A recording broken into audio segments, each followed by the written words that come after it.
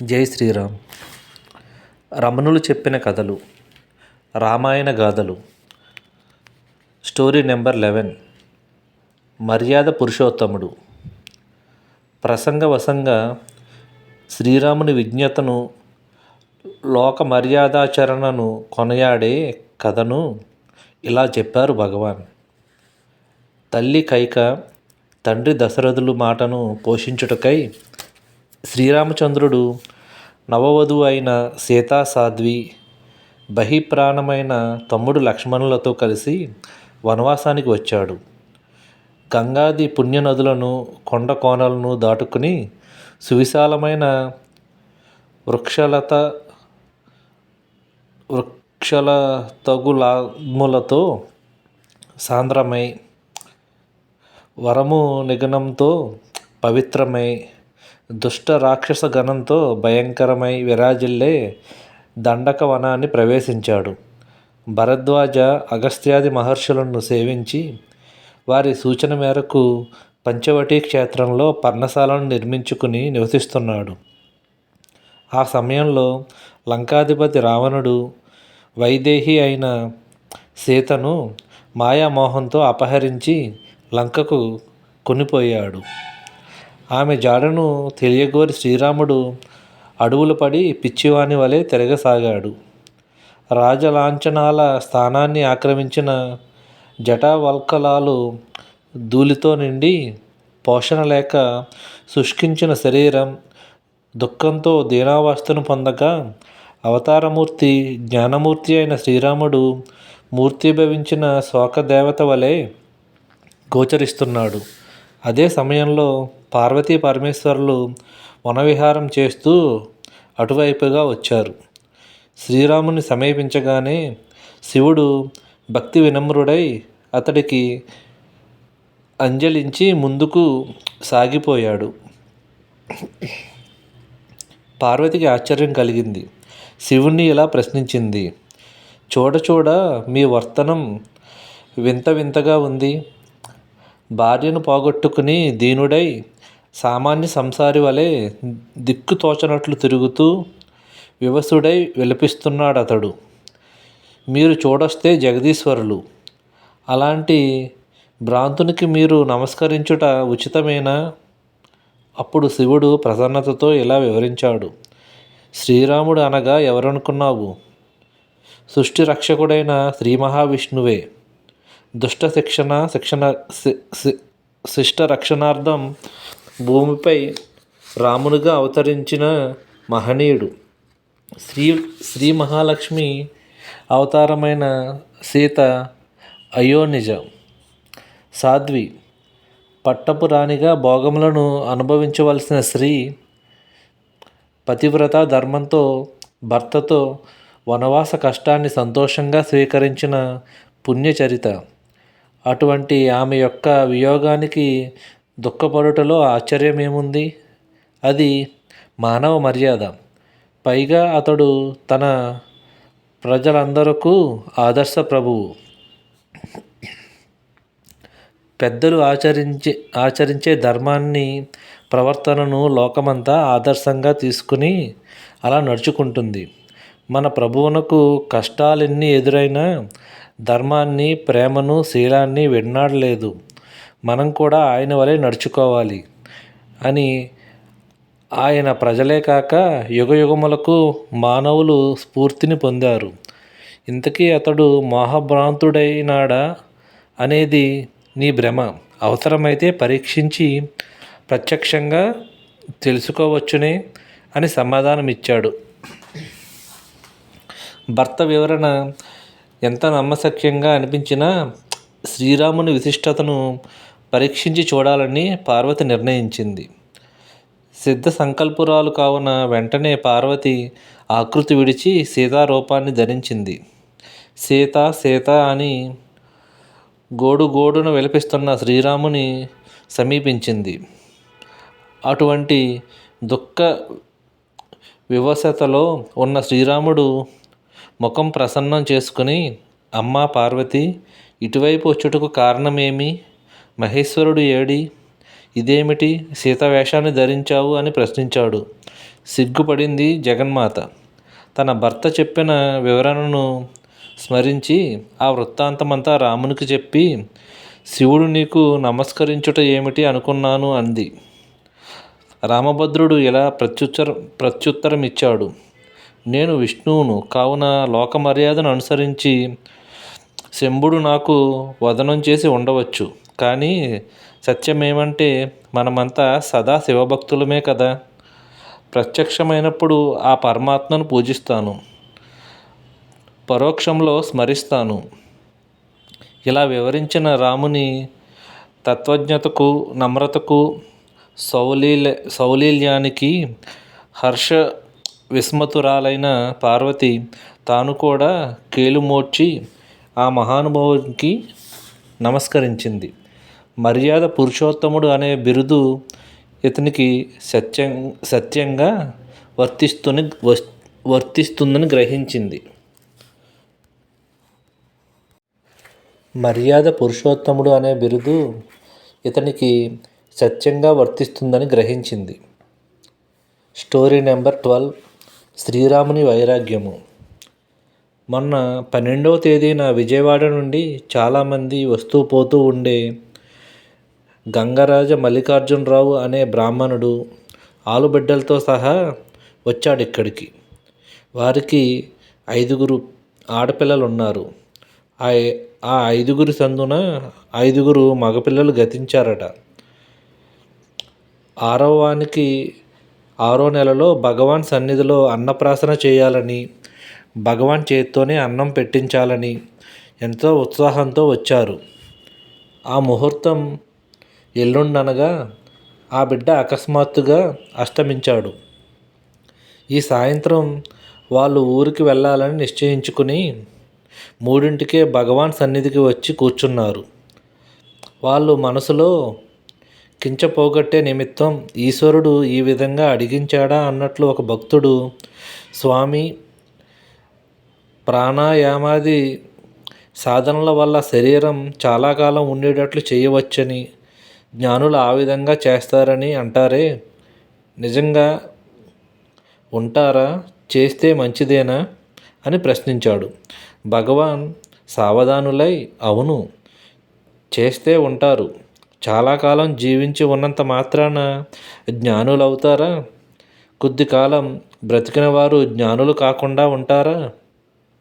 శంకరులు 32 ఏళ్ళు ఉన్నారు. మణివాచకులు 32, సుందరులు 18, సంబంధులు ఇంకా త్వరలోనే 16 సంవత్సరాలకే శరీరం విడిచారు. వారంతా జ్ఞానులు కారా ఏమి? జ్ఞానానికి అసలు ఈ శరీరం మీద ప్రీతియే ఉండదు. సుఖస్వరూపుడైన తనకు ఈ శరీరం ఒక వ్యాధిగా ఉంటుంది. ఎప్పుడు ఈ వ్యాధి బాధ తొలగుతుందా అని చూస్తాడు. ఇది ఉండగానే పళ్ళు తోమాలి, బయటకు పోవాలి, స్నానం చేయించాలి, ఆహారం ఇవ్వాలి, ఎన్నో ఉపద్రవాలు.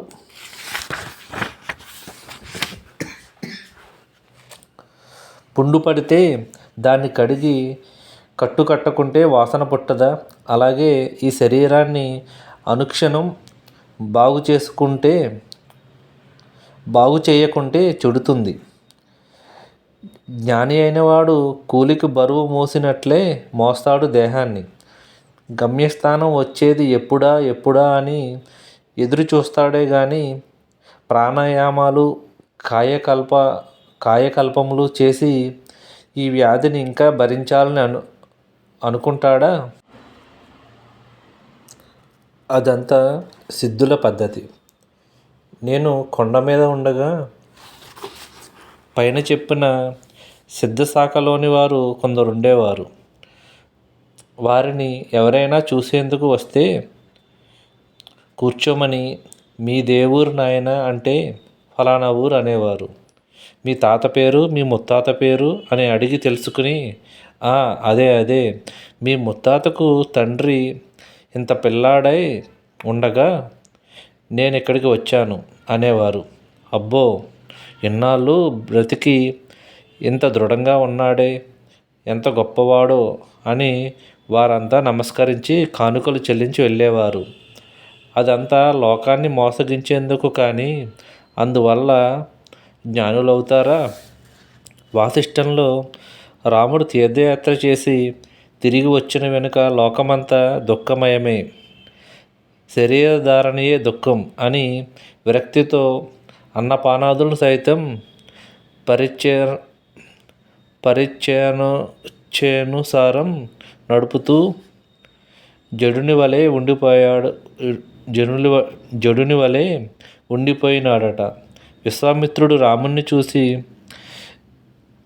విచారానికి కారణం అడిగి తెలుసుకుని వశిష్ఠునితో, ఏమయ్యా, మనకిద్దరు బ్రహ్మ ఉపదేశించిన ఆత్మతత్వం ఈ రామునికి బోధించి కలత పోగొట్టుము అని నియోగిస్తే వారు సరే అన్నారు. ఆ బోధ వినే నిమిత్తం వినువీధి నుండి సిద్ధసంఘం దిగి వస్తూ, ఈ రాముడు అతి బాల్యంలోనే ఇంత జ్ఞానం పొందాడే, ఎంత వింత అని పొగుడుతూ, మనము ఎన్నాళ్ళు బ్రతికినా ఏమి లాభమున్నది అనుకున్నారట. చూశారా అన్నారు భగవాన్. రఘుకులోత్తముడు దశరథ తనయుడు అయిన శ్రీరామచంద్రుడు గురుకుల వాసంలో వేదాంగాది సమస్త విద్యలలో పరిపూర్ణుడైనాడు.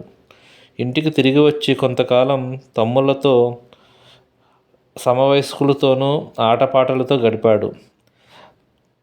త్వరలోనే అతనికి తీర్థయాత్రలు చేయాలని, మునివాటికలు ఆశ్రమాలు సందర్శించాలని కోరిక కలిగింది. తండ్రి అనుమతితో పరిజనం వెంటరాగా కాశీ, గయా మొదలైన అనేక పుణ్యతీర్థాలను సేవించాడు. గృహస్థులు, వానప్రస్థులు, సన్యాసులు ఉండే అనేక ఆశ్రమాలను, మఠాలను దర్శించాడు. చాలా కాలం ఇలా గడిపి ఇంటికి తిరిగి వచ్చాడు. 15వ ఏడు నిండిన రాముడు కులగురువైన వశిష్ఠ మహర్షి వద్ద పురాణ గాథలను, నీతి కథలను వినేవాడు. ఇంతలోనే అతనికి వార్ధక్యంలో రాదగిన వైరాగ్యం తానుగా వచ్చింది. జీవితం క్షణభంగురంగా, ఎండమావిలా, బుద్భుతప్రాయంగా నీటిపై గీసిన గీతలా కనిపించసాగింది. భోగాలన్నీ యద్దగ్రే మృతోపవం పరిణామే విషమివ అన్న గీతావాక్యానికి అనుగుణంగా మొదట సౌఖ్యాన్నిచ్చి చివరకు దుఃఖాన్ని మిగిల్చేవిగా తేలాయి. బంధుత్వము బంధము అని తేలింది. ఈ భావాల తీవ్రత చేత ఎండలో కలువ వలె వాడిపోయాడు. తెంపులేని ఈ విచార అవస్థలో ఉండిపోయేవాడు మౌనంగా. అతని ఉదాసీనతకు కారణమడిగిన తండ్రికి, ఇతరులకు సంసారాన్ని గురించి తన అభిప్రాయాలను నిస్సంకోచంగా దీర్ఘంగా ఉపన్యసించేవాడు. ఇలాంటి సమయంలో మబ్బులేని జడివాన వలె విశ్వామిత్ర మహర్షి దశరథుని సభకు విచ్చేశారు. అతిథి మర్యాదలైన తరువాత మహర్షి కోరిక తీర్చెదను తెలుపమన్నాడు రాజు. తన యాగాన్ని సంరక్షించుటకు శ్రీరాముని తనతో అడవికి పంపవలసిందిగా కోరాడు మహర్షి. హతాశుడైన దశరథుడు, రాముడు బాలుడు కాబట్టి అది తనకు సమ్మతం కాదన్నాడు. ఆగ్రహించిన మహర్షిని శాంతింపచేశాడు వశిష్ఠుడు. దశరథునికి నచ్చచెప్పి విశ్వామిత్రునితో పంపుటలోనే శ్రీరాముని శ్రేయస్సు ఉందని తెలిపాడు. రాముని సభకు రప్పించవలసిందని తెలుపగా దశరథుడు తన పుత్రుని కొత్త ప్రవర్తనను వివరించాడు. అది విన్న విశ్వామిత్రుడు ఆశ్చర్యంతో, ఇట్టి శుభలక్షణాలన్నీ జ్ఞాన మార్గంను అభ్యసించే సాధకునకు సుదీర్ఘ ప్రయత్నంతో మాత్రమే లభించేవి.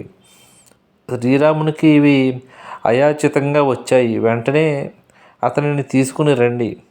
అతనిని మావలే బ్రహ్మజ్ఞానిగా చేసి లోకరక్షకుడైన చక్రవర్తిగా తీర్చిదిద్దగలం అని ప్రకటించాడు.